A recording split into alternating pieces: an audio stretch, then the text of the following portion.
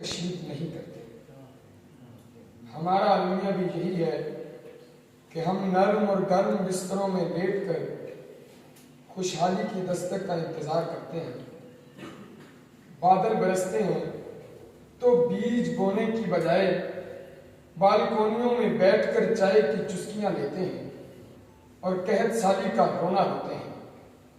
فہم و فراست کے ساتھ سمندر پی کر اپنی آنکھوں سے اس معاشرے پر حقارت برساتے ہیں، مگر مجال ہے جو اپنے فکر اور فن سے مطلوبہ مقاصد کی دستیابی کی فکر مندی کی ہو۔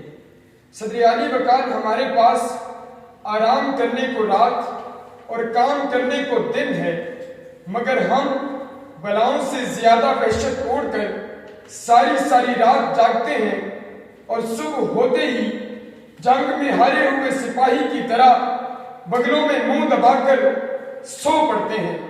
توانائی کا بحران ہماری شہرت پر انگوٹھا دھرے کھڑا ہے، مگر طبیعیات کے کسی طالب علم کا تحقیقی مقالہ ہمارے ملک میں موجود یورینیم کے قدرتی ذخائر پر نہیں ملتا۔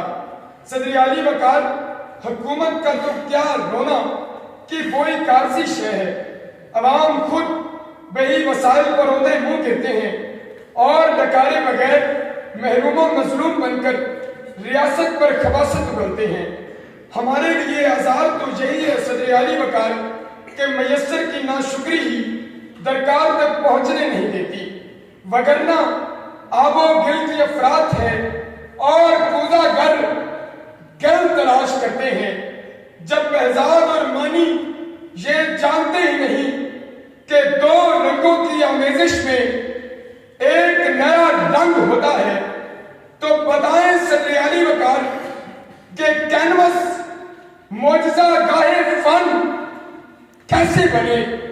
کنویں کے پاؤں نہیں، تشنگی کے مارو سنو، تمہیں ہی نیند کے جانا پڑے گا پانی تک۔ تجھے یہ کس نے کہا حاجتوں کے مارے ہوئے مداوا حاجتوں کا سیل کی پناہ میں ہے؟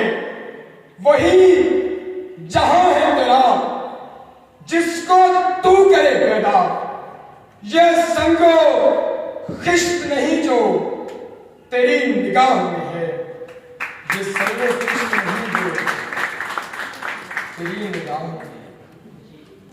میسر وہ خام مال ہے صدر اعلی وقار جس سے درکار کو تراشا جا سکتا ہے،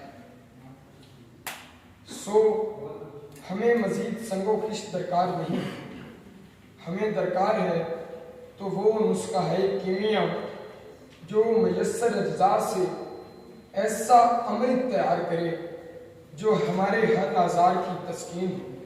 لیکن ہمیں یہ جان لینا چاہیے صدر اعلی وقار کہ دیوان خانوں میں بیٹھ کر درکار حاصل نہیں ہوتا۔